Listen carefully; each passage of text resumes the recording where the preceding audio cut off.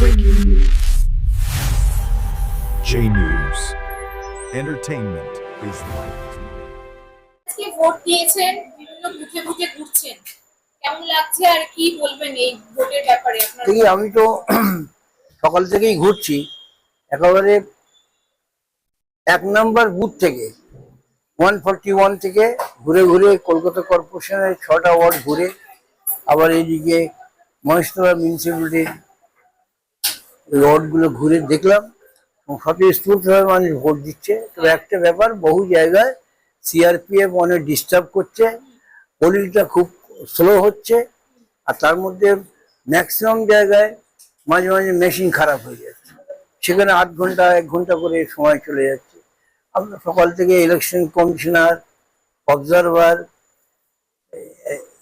ARO সবাইকে phone করে করে যতটা পেরেছি কাজ করেছি, তারপরে ঘুরে ঘুরে দেখছি ভোট আমাদের ফেভারই আছে। একেবারে শান্তিপূর্ণ ভোট হচ্ছে।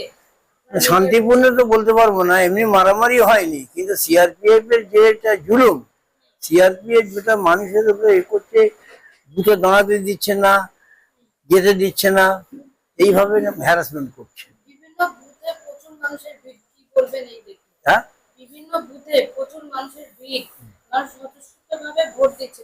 এখনো অন্তত শত শত লোক দাঁড়িয়ে আছে বুথে। পোলিং খুব স্লো হচ্ছে, সেই জন্য সময় বেশি যাচ্ছে, এই গরমে তাদের খুবই কষ্ট হচ্ছে, কিন্তু মানুষ এখনো ধৈর্য ধরে দাঁড়িয়ে আছে।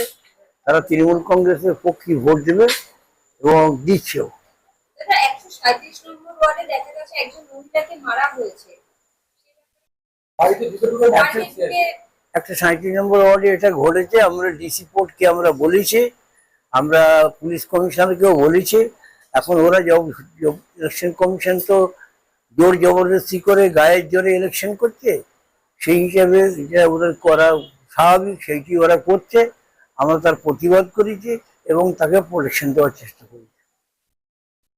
আপনার বিধানসভার মানুষদের উদ্দেশ্যে কি বলবেন? হ্যাঁ, আপনার কেন্দ্রের মানুষদের, সাধারণ মানুষের উদ্দেশ্যে কি বলবেন? সাধারণ মানুষকে এটা কথা বলবো যে আমি তো অনেক কাজ করেছি, আমাদের মুখ্যমন্ত্রী তো আরো কাজ করেছেন, আমাদের এমপি অভিষেক ব্যানার্জি আরো কাজ করেছে, কিন্তু এখানে যে এমন মেডিয়াপুর সুপার স্পেশালিটি হসপিটাল, সেখানে এখনো কিছু কাজ বাকি আছে।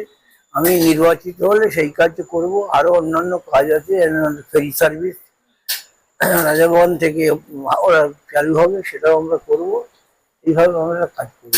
কত সংখ্যক ভোট পেয়ে জিতবেন আশাবাদী? কত সংখ্যক ভোট পেয়ে জিতবেন আশাবাদী? আমার তো মনে হয় আমরা কাস্টিং ভোটের 85% আমরা পাবো তৃণমূল কংগ্রেস, এবং আমরা বিজয়ী হব। এখন আমাদের মার্জিনটা কতটা কি হবে এসআইএমসি ফর্ম এলে আমরা বুঝতে পারবো। এসআইআর এর ফলে কি কোনো এফেক্ট পড়বে বলে মনে হয়? হ্যাঁ, এসআইআর এর ফলে ভোট বাক্সে কোনো এফেক্ট পড়বে বলে মনে হয়? না, এসআইআর এর ফলে এফেক্ট পড়েছে। সাধারণ মানুষের মধ্যে ভোট দেওয়ার টেন্ডেন্সি আছে, তারা জানে তাদের যতটুকু নাম আছে, এখন যদি ভোট না দেয় পরবর্তীকালে তাদের ভোটটা কেটে যাবে, সেই জন্য তারা আরো বেশি করে ভোট দিচ্ছে। আগে যেমন 65-70 হতো, এখন যা দেখা যাচ্ছে 95% ভোট কাস্টিং হবে বা হচ্ছে।